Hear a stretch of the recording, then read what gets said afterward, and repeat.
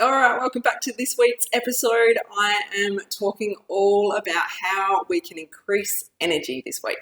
Now, living with celiac disease can often mean that we are low in energy, we are consuming so much of our energy thinking about food, constantly worrying, constantly in this state of thinking about things that most people don't even have to give a second thought to. It's exhausting. It really is. So it's important to keep on track with our health. And one of the ways that we can do that is by increasing our energy. So I thought it would be timely to give you some tips to help you increase your energy. So let's get into it. Welcome to the Healthy Celiac Show. I'm your host, Belinda Whelan from belindawhelan.com.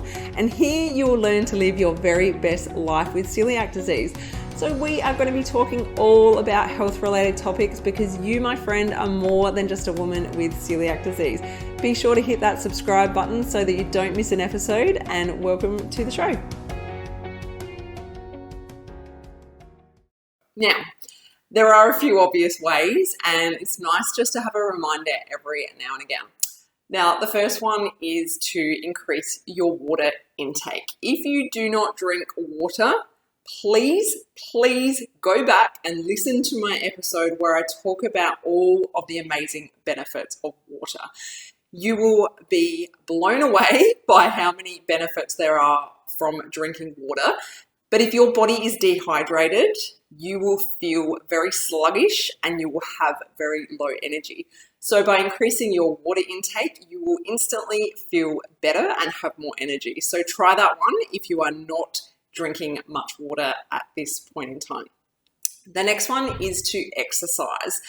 Now, I know this might sound a little bit ridiculous when you have low energy, but when you exercise, it actually increases your energy for the day. So if you can just start by adding in a little bit and then slowly adding more each day, it can really help to improve your energy.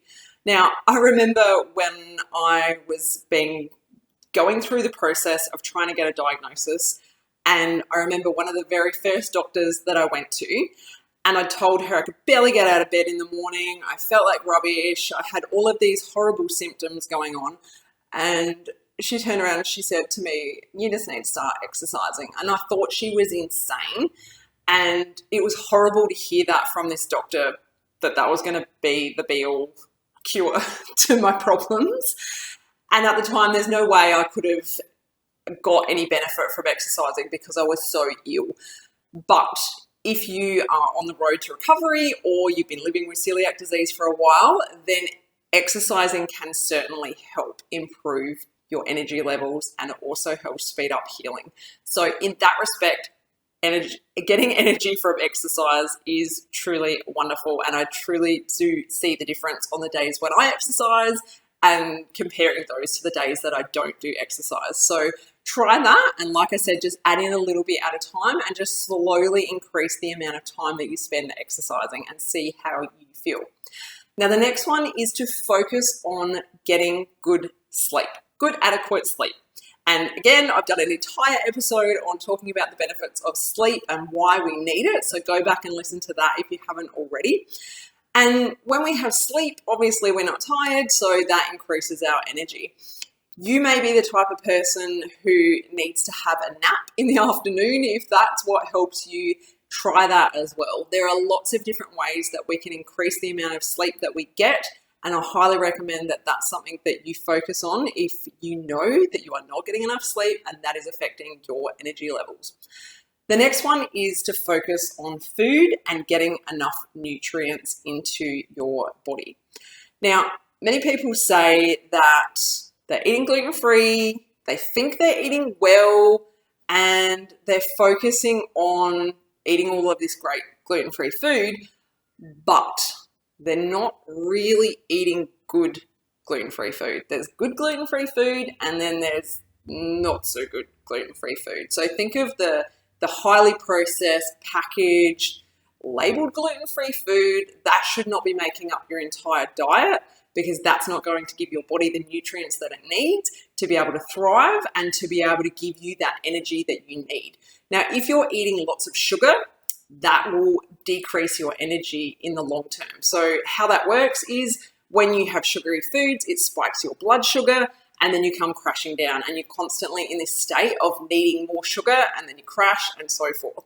So when you eat a good balance of healthy food, you don't have that high and then that crash. So I've done an entire episode on sugar as well. So again, go back and listen to that if you haven't, and get more info on the benefits of cutting back on your sugar. So that can really help as well. I've also done an episode on juicing. Gee, this whole episode feels like a recap of everything I've done, but I want to just reiterate that these things really do help with increasing your energy. If this is just one area that you need to focus on, this is just a recap of those key components of increasing energy. So yeah, making sure that you have low GI foods, making sure you have less sugar, making sure that you have a really great diet full of lots of nutrients can make a big difference as well. Now, you may also need to go to your doctor if you haven't done so recently and just get a blood panel work done and see how you're going as far as your iron levels.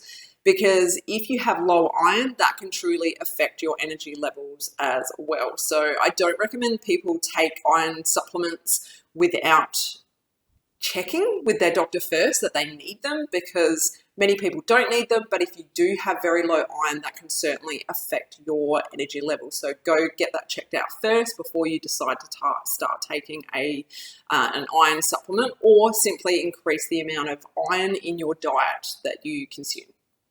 Okay, moving on to the next one is to reduce stress. This is probably my biggest one. This is my biggest issue, along with the sleep, of course, sleep deprivation in my life. That will hopefully go away soon. But reducing stress. Stress is a big one that actually makes us feel fatigued, and it affects our energy levels. So where can you reduce stress in your life? And that kind of ties into my next tip, which is do less. We are such busy people, aren't we? We've always got something to do. We tend to say yes to things that we don't want to do. So where can you do less in life? Where can you say no to things that you don't want to do? Where can you delegate for someone else in your life to do something for you? Whether that's the kids, that they unpack the dishwasher each day, or one of the kids does a vacuuming once a week, or you hire a cleaner to do these jobs for you. How can you do less in your life? A simple one for me when I'm busy, especially in the school holidays, is I do my grocery shopping online. I find that it's so much easier than dragging the kids to the shops and having to go through the motions of, no, you can't have this, no, you can't have that. So I find it's really great to jump online, do my food shop and pick it up, and I don't have to worry about dealing with the kids in the supermarket. So that could be something that you could try as well. So there's lots of great ways that you can do less by saying no to the things that you don't want to do. I have a blog on my website, belindawhelan.com, where I talk about saying no. So if you need a little bit of information or some tips about how to say no, go ahead and read that. I'll pop the link in the notes for you to access that one as well. And the last one is to use stimulants where you can. So it may be that you could have a coffee, or it could be a green tea, something like that.